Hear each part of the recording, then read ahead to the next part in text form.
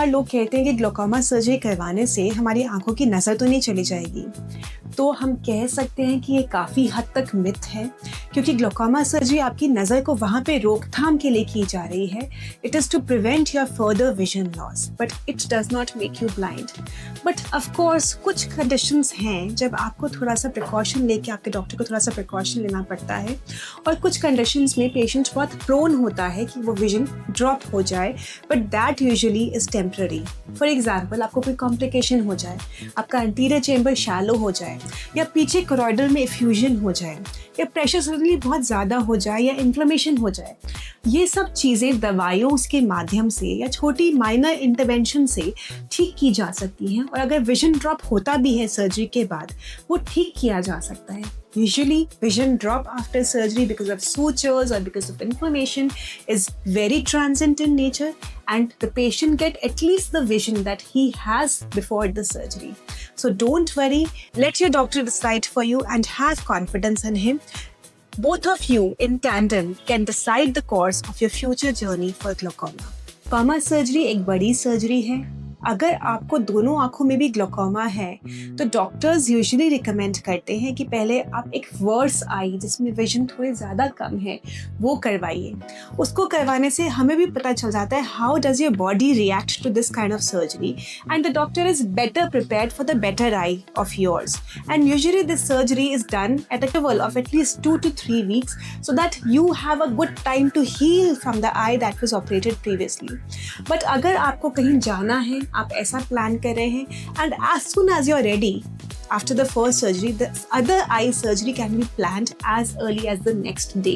But both eye surgeries is not to be done for glaucoma. It may be the case for some surgeries like refractive surgeries or for ICL surgeries. Glaucoma surgery से कई बार हम देखा जाता है कि कुछ मरीज घबरा जाते हैं.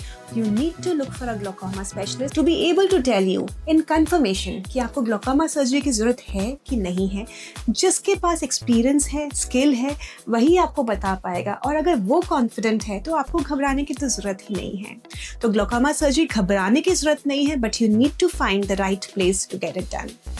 हम ग्लोकोमा को साइलेंट थीफ कहते हैं ऑफ विजन. वो इसलिए कहा जाता है क्योंकि जब ये विजन ड्रॉप होती है ग्लोकोमा में तो ये इरिवर्सिबल है. मतलब एक बार आपकी नज़र गिर गई ग्लोकोमा की बीमारी से जिसमें कि नस पे प्रभाव पड़ता है, उस विजन का वापस आ पाना ऑलमोस्ट इम्पॉसिबल है. कुछ रेयर सर्कमस्टांसेस में वापस आ सकता है, बट आप लगा लीजिए लगभग 99% केसेस में वो रिकवर नहीं हो पाती है.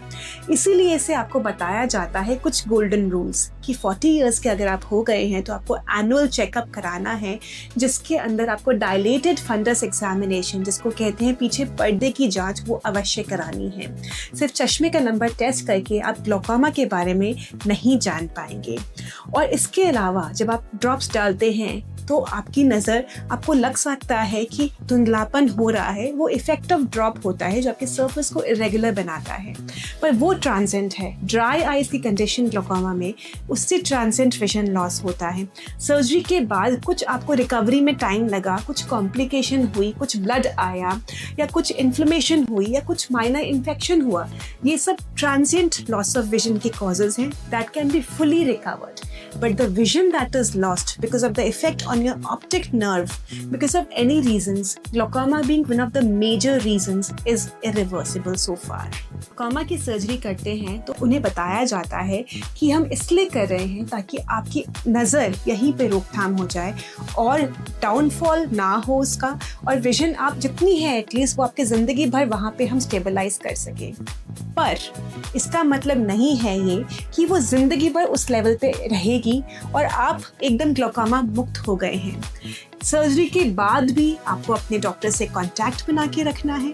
आपका आईओपी फ्लक्चुएट कर सकता है डिस्पाइट द सर्जरी. हो सकता है इस समय सर्जरी के वजह से आपका प्रेशर बिल्कुल ठीक चल रहा है, 10, 12, 14 मिलीमीटर मर्क्यूरी प्रेशर चल रहा है, पर इसका मतलब ये नहीं है कि कभी स्ट्रेस हुआ, कभी आपका बीपी बढ़ा, कभी आपको ने स्टेरॉइड ड्रॉप्स कुछ इस्तेमाल किए, या कोई और रीज़न रहा, कोई ट्रॉमा हुआ, कोई सर्जरी हुई तो आपका प्रेशर नहीं बढ़ेगा, कुछ हार्मोनल चेंज हुआ तो आपका प्रेशर नहीं बढ़ेगा. ये कहना मुश्किल है. आपको ग्लोकोमा था और सर्जरी के बाद भी रहेगा, और आपको निरंतर अपने डॉक्टर के कांटेक्ट में रहना है क्योंकि ये लाइफ लॉन्ग प्रॉब्लम है. तो ग्लोकोमा सर्जरी के बाद आपको ड्रॉप्स डालने की ज़रूरत पड़ सकती है। अपने डॉक्टर से ज़रूर मिलना है।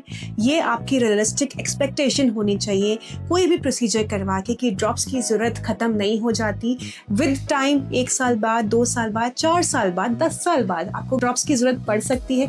एपिसोडिक ज़रूरत पड़ सकती है। आप इन्हेलर्स लेते हैं, आप स्किन पे कोई ऑइंटमेंट लगाते हैं जिसमें स्टेरॉइड ड्रॉप्स है, तो आपको उस समय प्रेशराइज होने की वजह से, या फिर गोली खाते हैं स्टेरॉइड की, आपको कोई ऑटो इम्यून डिजीज़ है, नी प्रॉब्लम है, स्पाइन प्रॉब्लम है, तो आपका प्रेशर बढ़ेगा और आपको यूवेइटिस की प्रॉब्लम है, तो इन सभी कंडीशंस में आपको ग्लोकोमा दोबारा प्रेशर बढ़ सकता है और आपको दवाइयों की ज़रूरत पड़ सकता है। This should be the realistic expectation कि आपका प्रेशर ठीक तो हो जाएगा, बट फ्लक्चुएशन को कोई प्रिवेंट नहीं कर सकता, eventual failure of the surgery को कोई प्रिवेंट नहीं कर सकता, और डॉक्टर की जगह कोई नहीं ले सकता। He has to be a part of your regular routine. Every 3 months, 6 months, 12 months, as advised by him, you have to keep seeing him.